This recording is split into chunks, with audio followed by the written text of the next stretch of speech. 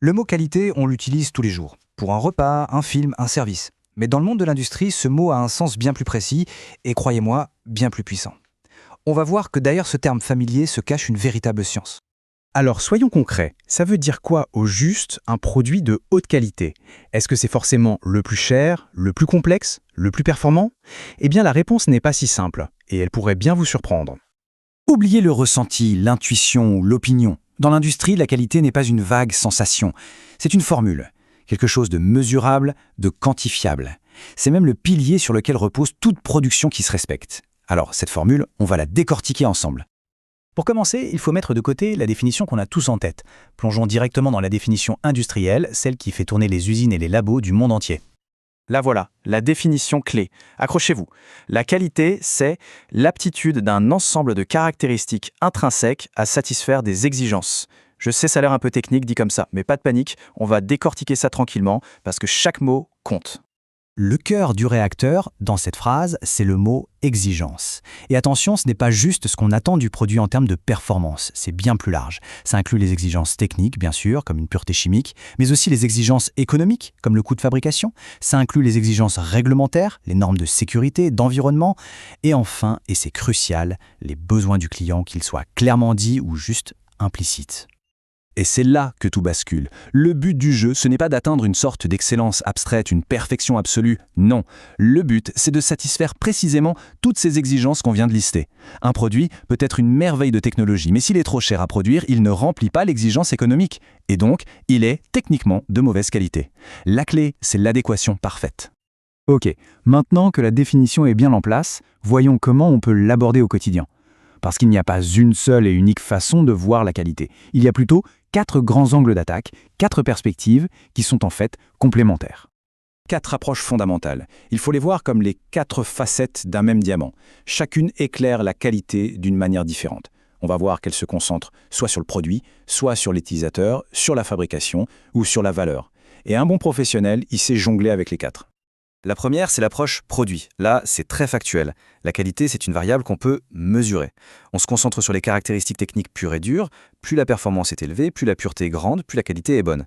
C'est un peu la vision de l'ingénieur puriste. La deuxième approche change complètement la caméra d'épaule. C'est l'approche utilisateur. Ici, on définit la qualité comme l'aptitude à l'usage. Peu importe les specs sur le papier si au final le produit ne résout pas le problème du client. Un produit de qualité s'il fait le job. Tout simplement.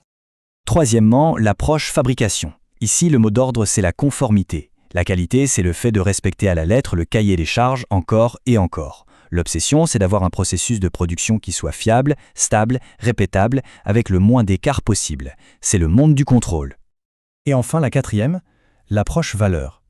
Elle est essentielle car elle introduit la dimension économique. De ce point de vue, la qualité, c'est trouver le meilleur compromis, le juste équilibre entre la performance et le coût. C'est l'art d'offrir le bon niveau de performance au prix le plus juste. Et ce tableau résume parfaitement tout ça. On voit bien la logique. D'un côté, on a un focus interne sur le produit et sa fabrication. De l'autre, un focus externe sur le client et son portefeuille. Aucune approche n'est meilleure qu'une autre. Ce sont vraiment les 4 piliers indispensables d'une vision complète de la qualité. Au-delà de ces approches, il y a une autre dimension à saisir. La qualité, ce n'est pas un concept plat. Elle existe à différents niveaux. Un peu comme des poupées russes qui s'emboîtent les unes dans les autres. On distingue généralement 3 niveaux. Tout en haut, la partie visible de l'iceberg, c'est la qualité du produit. C'est ce que le client final reçoit. Juste en dessous, pour faire ce produit, il faut la qualité du procédé, la fiabilité des méthodes de production. Et tout en bas, le socle, c'est la qualité du système, l'organisation, la culture, les procédures de l'entreprise. La logique est implacable. Sans un bon système, pas de bon procédé. Et sans un bon procédé, pas de bon produit. Et ça nous amène à cette idée absolument fondamentale. La qualité, ça ne se contrôle pas la fin de la chaîne en triant le bon du mauvais. Non, la qualité, ça se construit à chaque étape. Elle doit être intégrée dans le système tout entier, de la première idée jusqu'à la livraison finale. On arrive maintenant au secret le mieux gardé de la qualité moderne, le concept qui change vraiment la donne. Il s'agit de maîtriser ce qui est inévitable. Et cet inévitable, c'est la variation. Soyons clairs, dans n'importe quel processus, il y a toujours de petites fluctuations. C'est une loi de la nature. Les matières premières ne sont jamais exactement pareilles, les conditions changent un peu.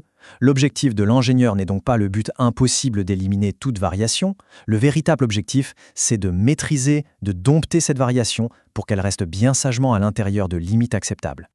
Ce graphique illustre ça parfaitement.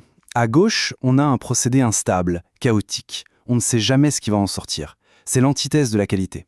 À droite, par contre, on a un procédé maîtrisé.